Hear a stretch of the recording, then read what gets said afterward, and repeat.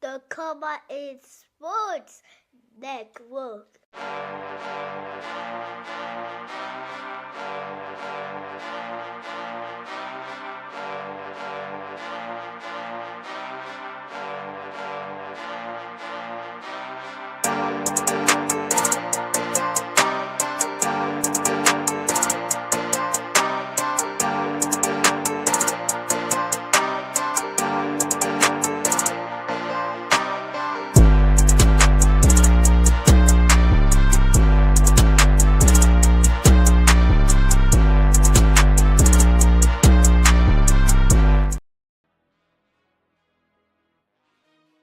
NFL Nation, how you doing? Come on in. Welcome to Come On In NFL's The Final Score. I'm your host, Dog Jackson, and we're presented by the Come On In Sports Network. Well, family, we're going to wrap up week 5, baby, as tonight we get ready for week 6 to get kicked off in the NFC, as it will be the New York Giants and the Philadelphia Eagles. Both teams coming off surprising losses this past Sunday. But speaking of the Eagles, baby, the Eagles came in flying high as their counterparts flew in from the Mile High City, baby, and landed in the city of brotherly love. It will be Sean Payton, Bo Nix, and Mr. Courtland Sutton coming in the battle of the Philadelphia Eagles this past Sunday in Philadelphia. In this contest, Bo Nix would go 24-39 for 242 yards with 1 touchdown, no intercepts, with an 87.8 completion percentage, with a QB rating and a 61.5 completion rating. Could this have been the preview of next year's Super Bowl? Could this be this season's Super Bowl preview? Could both of these teams meet again? The Broncos got off to an inconspicuous, slow, muddy start to start this season. We saw them in week 1 barely ink by the rebuilding Tennessee Titans in a sloppy game where Bo Nix and that whole team and that whole offense, they just looked all out of sorts, baby. They were putting the ball on the ground like it was a slippery pig, baby. They couldn't hold on to it. But what they did hold on to, baby, this past Sunday was a victory, baby, in the city of brotherly love, going up against the Philadelphia Eagles. It will be the Eagles who could not come up for the first time this season. The Eagles were unable to make that signature play. They were unable to get that signature drive, that signature catch, or that signature run to secure a victory. The Eagles go down for the first time this season by the hands of the Broncos, 21-17. Congratulations to the Denver Broncos. Now, next up on the docket, baby, the Tennessee Titans went all the way to the desert, baby, and they took on the Arizona Cardinals. Tennessee would leave this game with their first victory of the season, and congratulations to young Cam Ward, baby. Congratulations, Cam, on your first victory as a quarterback, a starting quarterback in the National Football League, as the Titans surprised the Cardinals, the up and down Cardinals. This is why people were like, can we really believe in the Cardinals? We want to, but then we get games like this. And this game had one of the oddest plays you may see in a while. You had a quarterback in Cam Ward that would throw an intercept. The defender would pick it off. The thus said defender would get hit, fumble the ball. His teammate would not be able to recover it. He kicks it into the end zone, and lo and behold, he turns into a Titans touchdown. The first one for Tyler Lockett as a member of the Tennessee Titans. For all of y'all, for everyone who by chance have not seen the play, here it is. Let's take a look at it. So here's the play right here. Cam Ward looking, rolls out to the left. And he's going to throw no Cam. No, it's intercepted. Get up. But he fumbled. He kicked it to the end zone. And Darius Tyler Lockett to recovery, baby. Touchdown Titans. As the Titans were shocked. They were shocked. The Arizona Cardinals, baby. And they will walk away victorious in this contest. 22-21. Shout out once again to the Tennessee Titans and their young quarterback Cam Ward on his first victory as a starting quarterback in the National Football League. To me, this was the game of the day. You had the Resurrection Bowl. The Resurrection Bowl, baby. You had the poster child of resurrected quarterbacks today, Baker Mayfield. Then you had last year's resurrection poster child, Sam Darnold. But you see, Baker Mayfield was thrown to the curb, thrown out, looked at used furniture, and given up on by the Cleveland Browns. He restored his career when he went to Tampa Bay, baby. And what has he done since becoming the Bucs starting quarterback? Just lead them to 3 straight NFC South titles, 3 straight playoffs appearances on his way to 4 straight NFC South titles and 4 straight playoff appearances. Now, last year, Sam Darnold finally looked like the Sam Darnold that everybody was looking for. The Sam Darnold, that everybody was looking for when this young man was drafted out of USC. He had a career year, but many were waiting all season. They were sitting there like vultures, like, I've seen Sam Darnold for 6 years, man. 5-6 years, and this ain't the Sam Darnold I've been seeing. Hell, this is the Sam Darnold that everybody was envisioning and seeing. Could it be real? And they waited all season. And Sam said, oh, yeah, it's real. But then he had that game in the playoffs. And that one game, for all those vultures had waited all year, they were ready to ponder. Oh, there he goes. I knew it. But guess what? Seattle said, nah, we saw that resume the entire regular season. Things happen. Football is a team game, not just an individual game. But when you're the quarterback, you get most of the glory. And, of course, you go get most of the blame. But all Sam Darnold has done is walk into Seattle, baby. He has been embraced by the 12-man because of his leadership, his charisma, and his talents, baby. That's right. You had 2 heavyweights going at it. But in the end, it would be Baker Mayfield and the Tampa Bay Buccaneers reigning supreme, and they come from behind 38-35 ball game. Buccaneers improved to 4-1. Let's keep it going, baby. Let's keep it going. Now, in this contest here, you had the Miami Dolphins. What do you say about the Dolphins? I don't know. What the hell is going on in South Beach, baby? Talk to me.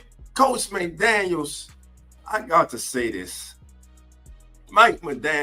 Coach McDaniel is on his last leg.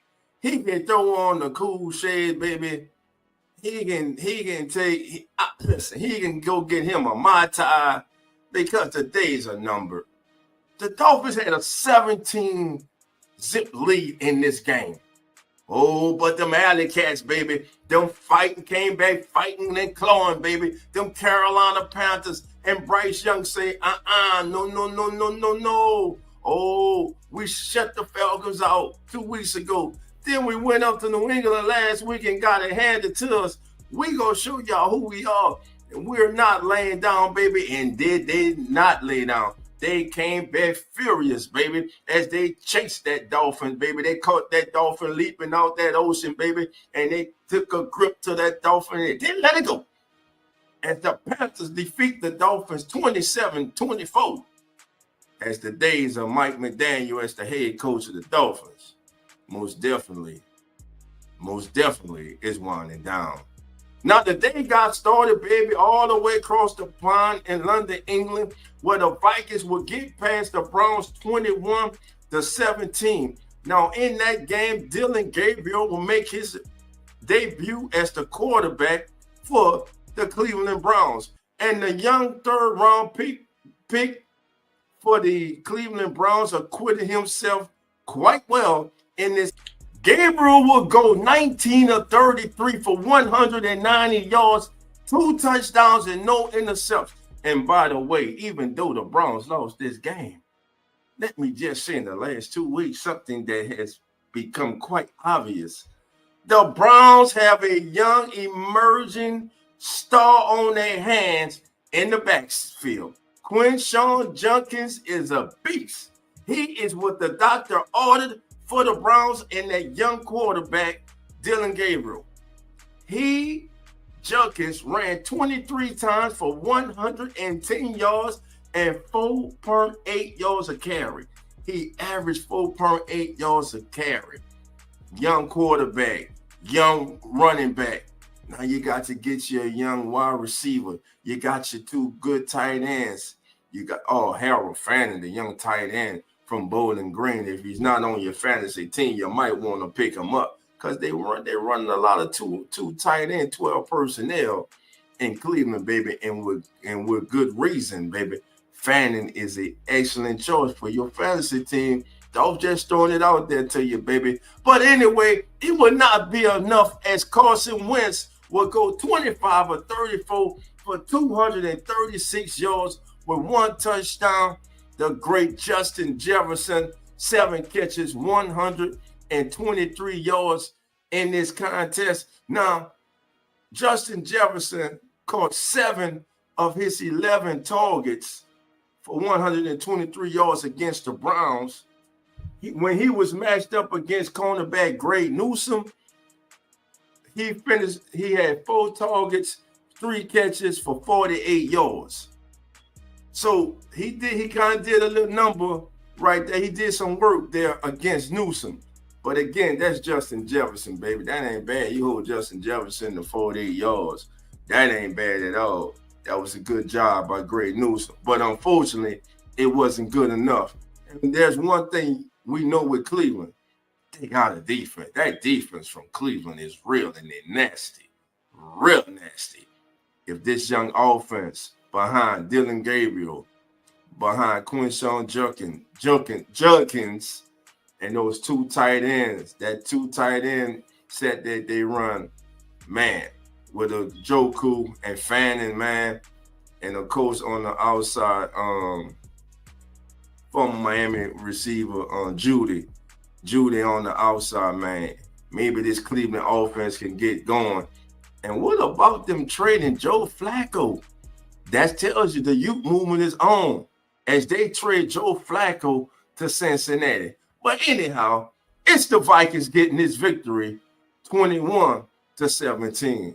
Oh, man, and what a shock.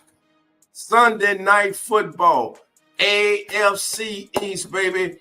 It would be the New England Patriots going in to Orchard Park, baby, taking on the Buffalo Bills, baby. You had the MVP. You had Josh Allen. You had Cooks. You got Kincaid. You got Nash. You got Shakir. But somebody forgot to tell the Patriots, because the Patriots walked in there like, where do you get a load of us, baby? And listen here, for those of you who don't know, one of Dolph's favorite players in the entire National Football League rides and rides. When I say rise, he rides with the Patriots, baby. He's like Paul Revere, baby. His name, baby, is Christian Gonzalez. To me, he is one of the best young cornerbacks in the National Football League. In fact, baby, if I'm starting a team, baby, and I got to start with a young cornerback, not quarterback, but cornerback, give me Christian Gonzalez, baby, every day of the week, and I'm ready to roll, baby. Let's go get them. Patriots behind Drake May. Great defensive effort. Pull the upset over the Buffalo Bills, 23-20 on Sunday Night Football. Hey, don't look, but the Patriots at this time next week could be sitting here at 4-2 as they now travel down to the Big Easy to take on the 1-4 New Orleans Saints.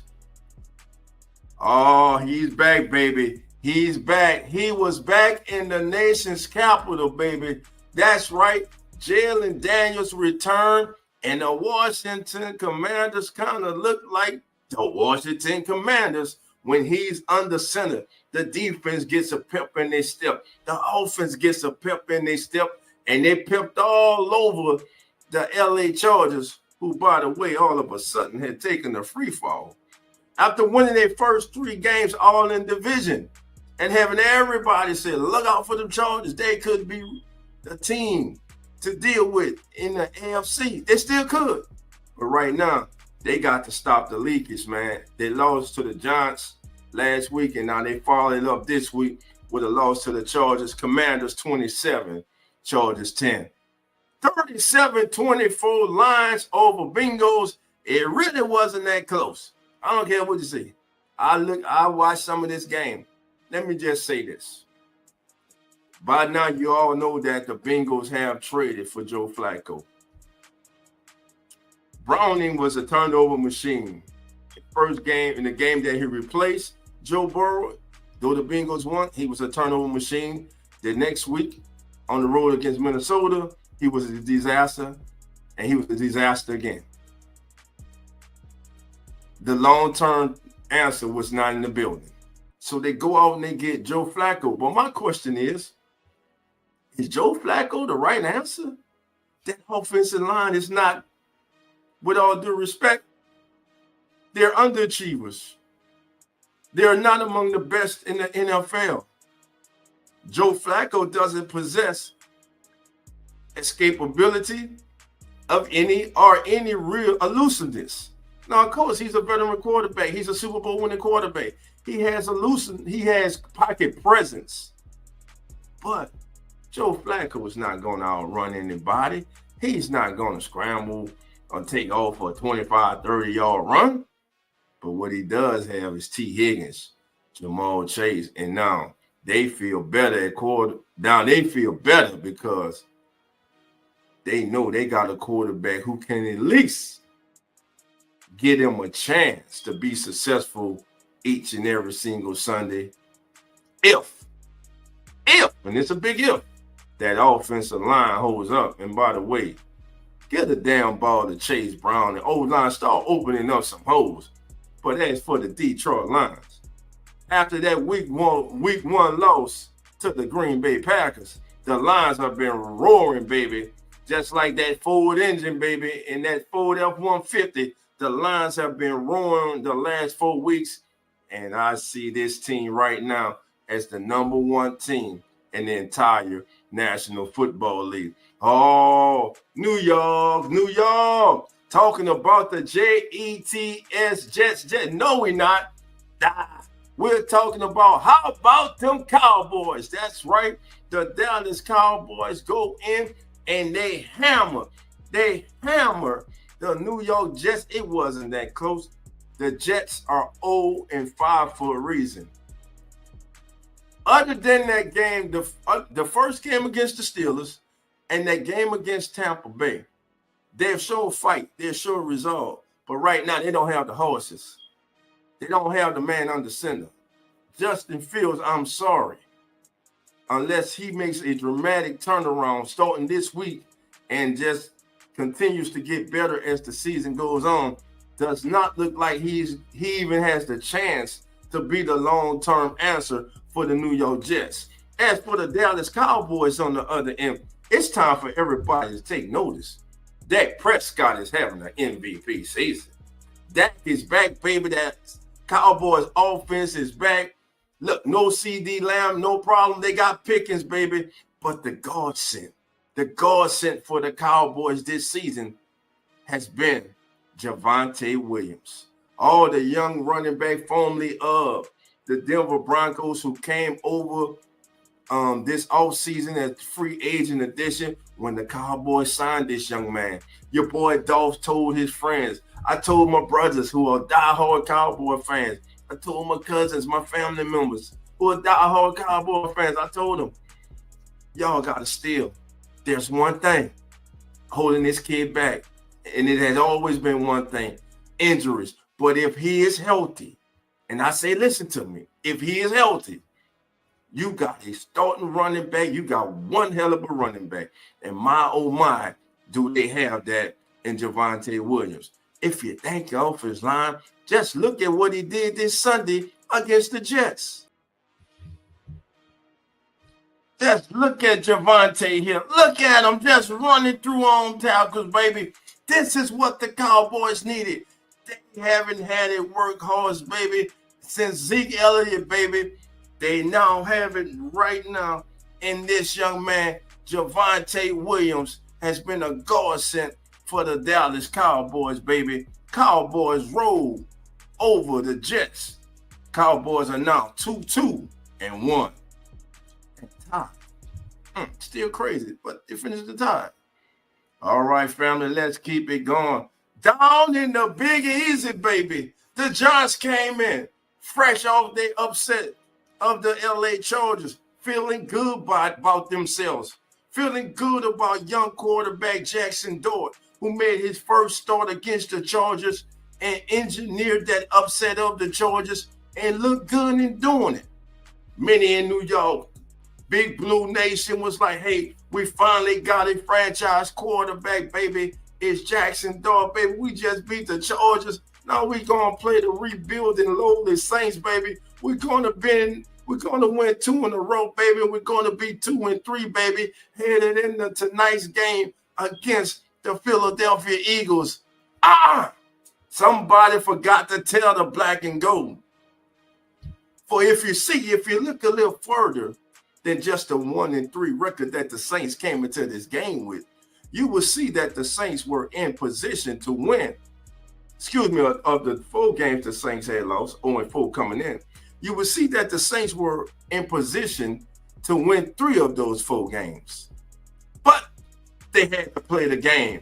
And all the Saints did was force the New York Giants into 5 straight turnovers. I'm going to say it again. The New York Giants turned the ball over 5 consecutive times. Not just 5 times, 5 consecutive times. 1, Jackson Dart escaping out of the pocket. Somehow, some way, no one around him. I believe he was looking up and trying to change hands with the ball. Just drops the ball. It's recovered by Cam Jordan for the Saints. Then you have young running back Scatterbull running. He gets the ball punched out by Saints defensive tackle Brian Bresee. It's picked up by the safety Jordan Howden, and he goes about 68-something yards for a touchdown that pretty much sealed the game.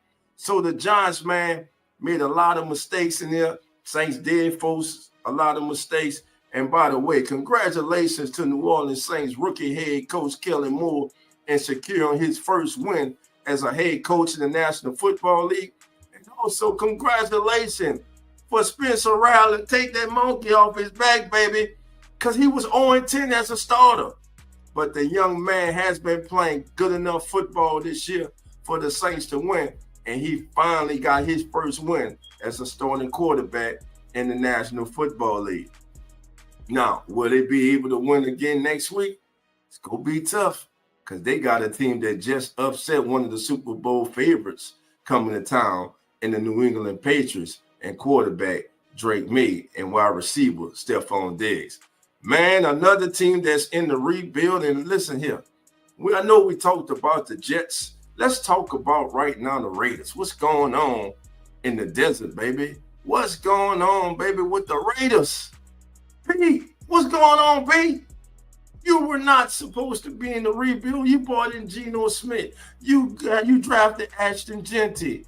You got one of the most phenomenal young tight ends to come in the league in a long time in Brock Bowers. You got a veteran defense. What the hell is going on? Geno Smith's inconsistent as hell is one thing.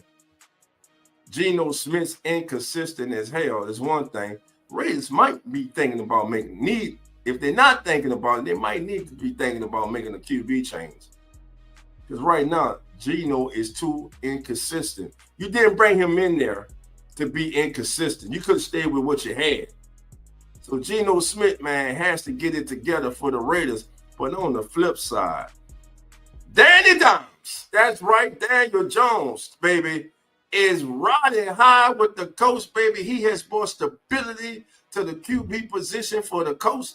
And Daniel Jones and the coach are off to a great start. The coach have raced out, baby. They're in the first furlong of coming down the home stretch, baby. And they are handling their business, baby. The coach, they, you know, that old coach call you that old Mustang. That's what the Colts have been, baby. They've been wrapping it up on everybody. And they're a couple plays away from being undefeated. Colts defeat the Raiders 40-6. Simply put, this year, it started last year, but this year for sure.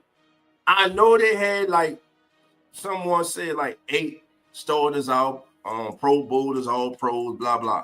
But when they had them in, they still was looking the same. And it don't even feel right saying this. But the Ravens defense is god awful. If your offense is struggling and you have the Baltimore Ravens on your schedule, just wait. Just wait. Because this season, that Ravens defense has been the medicine for ailing offenses that they have faced. This team is giving up an average of 37 a game.